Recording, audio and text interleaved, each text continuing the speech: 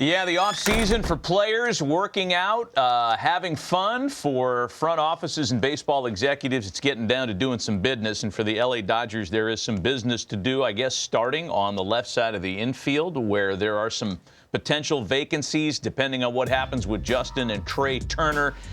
Do they go after a big bat, one of the four big players at shortstop?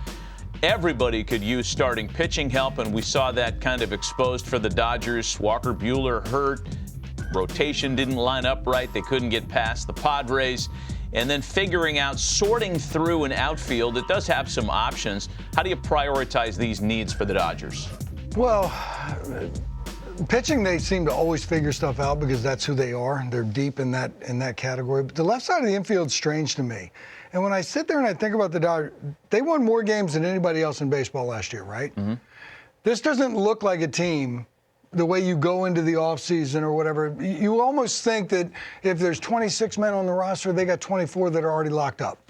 That's just what you think of when a team has that much success. So maybe the worms turned a little bit. They're going to try something different, but something on that left side of the infield. Rios got non-tendered. Justin Turner did not get his option picked up. Trey Turner is free.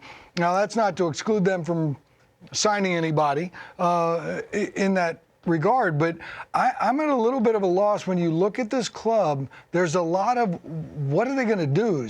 More so than a normal team that won that many games last year. That's a good point. I would think that there's still a pathway to bring one or both of the Turners back if they so choose, but the payroll commitments for the Dodgers are usually pretty heavy, and this year's no exception. They're paying Betts nearly $30 million. Freeman with a heavy price tag. Taylor got a new contract. That's not to say there's not plenty of meat left on the bone, because there are deep pockets there. In terms of the notable free agents, you already went through the list. I'd be surprised if they don't land one of the four big shortstops that are out there on the market. A lot of kind of expiring short-term deals on the pitching side. Andrew Heaney was really good for them, by the way. Kimbrel, Martin, Canely out of the bullpen. And I would imagine, as we talked about, one or both of those Turners could be in play to come back. Regardless of what they do, and regardless of what's done in places like San Diego and San Francisco, the Dodgers are going to be the chalk to win the division again this year. Well, I would think so. And look, the two biggest money guys getting into position players, you got Mookie Betts and Freddie Freeman. I think it's fair to say we can build around that. Those are dudes that are going to hit 2 and 3 for you, or 1 and 2, however they figure it out. If you went ahead and said, you know what, Trey, we're not letting you go, bringing Trey Turner back into the mix, now you got 3 dudes.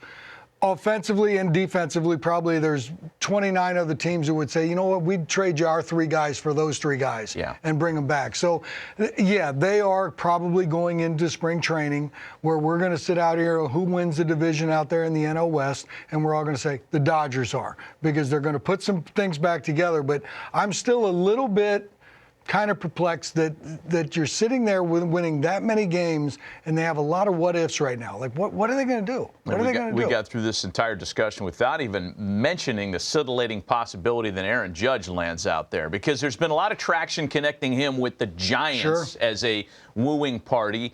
Why wouldn't the Dodgers put their toe in that water as well? If he's going to leave New York, and I still don't think he will, I don't think the Yankees have an option to let him go there. I think they have to keep him at all costs. But if they don't, boy, the Dodgers would be pretty. You do agree, though, if the Yankees keep him, they are going to be the highest paying club. Yeah, that's okay. Yeah. So I would say the Dodgers, they got a toe in the water. They probably got a whole foot, maybe down to their knee, when they're sitting there looking at Aaron Judge, because who wouldn't want that?